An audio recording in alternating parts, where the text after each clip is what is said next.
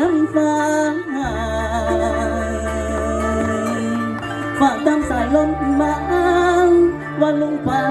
สวยเสียแดงอยากมาอยากมาแหวงมากินข้าวในน้ำน้ำลุงฟ้าผู้อยู่ไกลเมลิกาอยู่บองไกลอยากไปเมืองน้ำเขาอยากไปอย่างคนนางผู้อยู่หน้าหัวนอทางนั้นเอาสามารถโยกได้เด้อ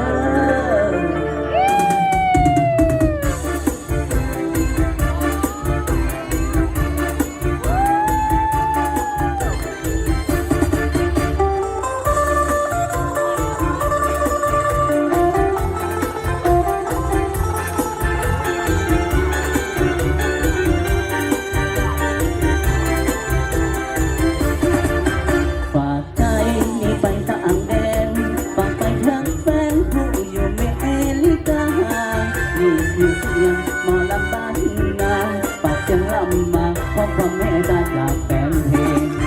มันเพลงเป็นเพลงห้องส่งหมอลำบ้านนงโดนปลาสองอยากมา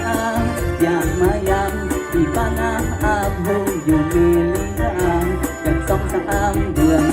ขอวอนเพื่อนให้ช่วยกันเสียเลยอยากมายำแช่ละทั้งกำตางเห็นทั่วเทศแทนกำไฟเมลิกาฝากเสียงลำควันมาถึงไฟเสียให้ดังกอง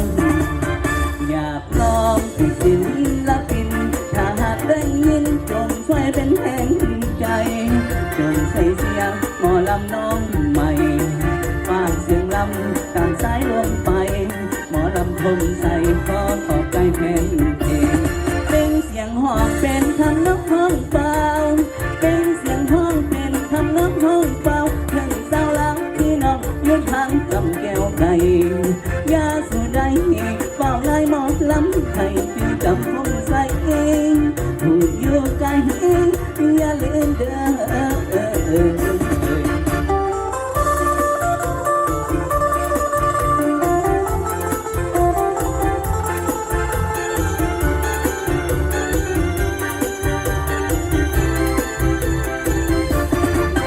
อยากน้องเป็นศิลปินถ้าหากได้ยินจงช่วยเป็นแห่งใจจงใส่เสียงหมอลำน้องใหม่ฝากเสียงลำตามสายลมไปหมอลำคงใส่ขอใจแฟนเพลงเป็นเสียงห้องเป็นทำนกห้องเปล่าเป็นเสียงห้องเป็นทำนกห้องเปล่าถึงสาวลาวพี่น้องอยู่ทางกำแก้วไก่ยาสูได้ฝากง่ายมองลำให้จือจำคงใส่เองผู้อยู่ไกลอย่าลืมเด้อ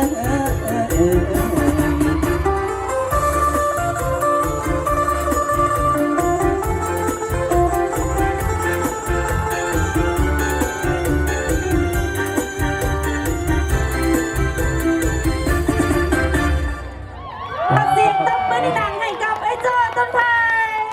เจ้าเนาะเดี๋ยวขอให้เชิญไอ้โจ้อยู่ถึงเวทีปึ๊ดหนึ่งก่อนเนาะเดี๋ยวเขาจะขอสัมภาษณ์ไอ้โจ้แป๊บหนึ่งก่อนสบายดีไอ้โจ้อีกครั้งหนึ่งสบายดีเจ้าเดี๋ยวเขาจะขอสัมภาษณ์เล็กน้อยนะว่ามื้อนี้เนาะไอ้โจ้